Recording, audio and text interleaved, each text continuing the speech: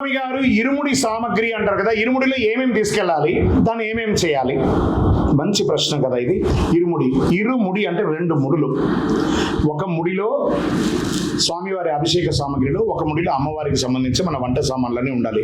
శబరిమలలో ఉన్నటువంటి స్వామికి ఎందుకు ఇరుముడి ఇస్తున్నామంటే, సాక్షాత్ స్వామివారు మగిషి సంహారం చేయడానికి అడవికి వెళ్ళేటప్పుడు ఆ పందల రాజా వారు తన మణికంఠుడికి, నాయన నీకు ఆకలి అవుతుంది, దారిలో ఎవరిని వండుకొని తినరానని చెప్పి కొబ్బరిలో నెయ్యి పోసి డక్కన వేసి నింపి పప్పు ఉప్పు బియ్యం అంతా ఇచ్చి 2 మూటలుగా కట్టి ఇచ్చారు. కాబట్టి మణికంఠుడే వెళ్ళారనమాట. ఆయన ఎలా వెళ్ళారు?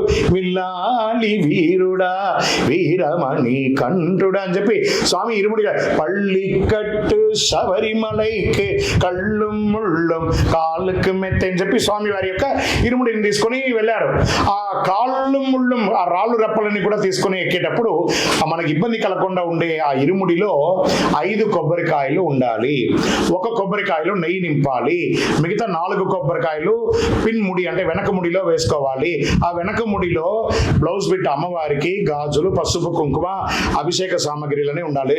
ముందు ముడిలో ఒకే ఒక కొబ్బరికాయ ఉండాలి, బియ్యం ఉండాలి. స్వామివారికి సమర్పించే కానుకలు ఉండాలి. ఆ కానుకలు ఎవరైనా వేసిందల్లా తీసుకపోయి ఉండిలోనే వేయాలి, కానీ మేము వేరే వస్తువులు కొంటామని చెప్పి కొనకూడదు. అది స్వామివారి వస్తువులు.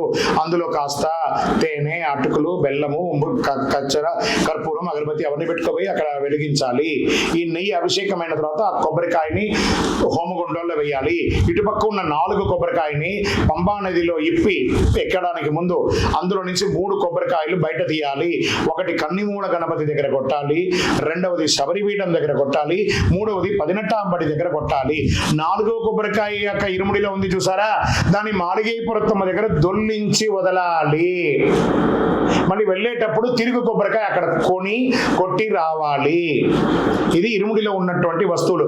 ఈ వస్తువులు ఏ వస్తువులో కూడా ప్లాస్టిక్ నిషిద్ధము. మీరు ప్లాస్టిక్ వేశారంటే దాన్ని అక్కడ పెట్టేసి వస్తే అది ఘోర కీకారణ్యం. కాబట్టి వన్యమృగాలన్నీ కూడా దాన్ని సేకరించి తిని అవి మరణిస్తున్నాయి. కాబట్టి మీ ఇరుముడిని ఎకో ఫ్రెండ్లీగా, ప్లాస్టిక్ ఫ్రీగా వాడండి. శరణమయ్యప్ప.